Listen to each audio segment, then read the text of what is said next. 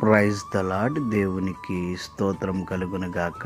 August నెల 24వ తారీఖు 2026. నేటి దేవుని వాగ్దానమేమనగా, దేవుని రథములు సహస్రములు సహస్రములు ప్రభు వాటిలోనున్నాడు. సీనాయి పరిశుద్ధమైనట్లు ఆ కొండ పరిశుద్ధమాయను. కీర్తనల గ్రంథము 68వ అధ్యాయము 17వ వచనము.